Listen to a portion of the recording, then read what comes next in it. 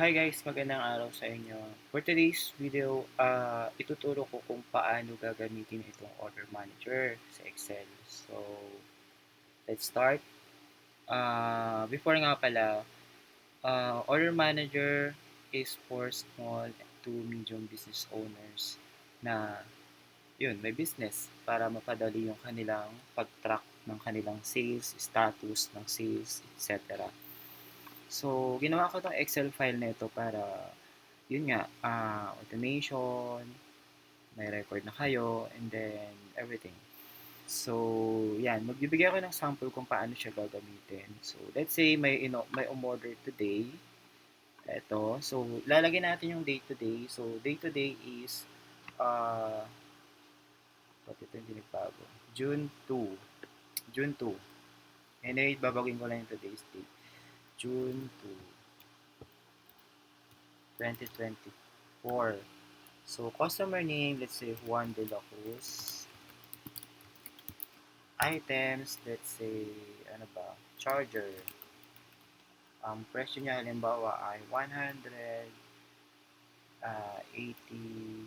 pesos. Yan. And then current status niya is, let's say, preparing order. So, mapapansin nyo, kung pipindutin ko preparing order, magkakaroon ng kulay yung isang row na yan.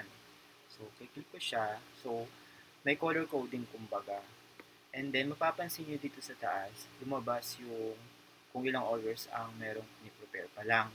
And then, so, yan. So, syempre, preparing order, tapos shipping date, din muna natin lalagyan, method, bahala nga maglagay, and tracking number, halimbawa, 1, 2, 3, 4, 5, 6, 7, 8, and arrive date, di pa rin natin lalagyan kasi preparing order pa lang. And itong fulfillment date, pansin nyo hindi dumaan yung cursor sa fulfillment tsaka sa overdue. It's because, kasi nga nilako yung cell para hindi maano yung code. And so, let's say na-deliver na, or pwedeng palitan tong status. Let's say, ito pala. Yan, ready to ship. Yan. So, pag pinitin natin to, magbabago yung kulay. So, di ba? Yun yung kagandahan para hindi nakakalito. And papansin nyo, total amount, tinotal niya yung mga nandito, and kung ilan yung orders, so kung ilan yung may laman dito, and then, yan. So, pag ready to ship, papalitan ulit natin, babago ulit yung kulay. So, ship, tapos pwede natin itong lagyan, kung gusto nyo din. Diba, na-ship natin siya today din, 06/02/2024. So, yan. So, may value na siya. And then, halimbawa, yan, delivered, nagbago yung kulay, and also, pag order received, pwede, yan, order received, nagbago yung kulay, then lalagyan na natin yung arrive date. Let's say, ngayon din siya dumating, 06/02/2024. So, papansin nyo, diba, etong fulfillment date, so let's say, today siya dumating, so kumbaga, hindi ito nagkaroon ng value kasi nga dumating din siya today.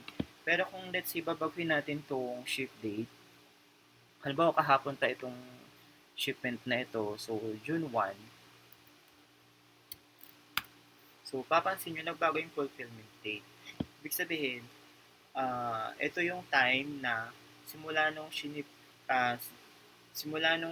siya hanggang sa dumating siya dun sa customer. So yan. So itong overdue naman, let's say na ship siya,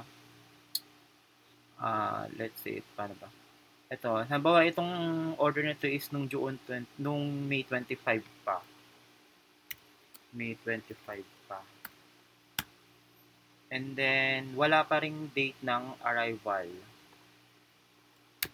Yan. So, napapansin nyo, nagbago yung overdue days kasi hindi pa nga dumadating simula nung shinip siya doon sa shinip. Yun. So, nagbilang mo lang ship date today at saka yung lumipas na araw na yon. So, 8 days. 8 days na siyang overdue. So, yun lang. So, pag binara ko itong mga record na to, babalik uli yung record. I mean, yung kulay. So, nag-zero uli lahat. Ayun, yun lang. So, kung interested kayo dito sa Excel file na to, um, nakapost ito doon sa Rocket Ship ko.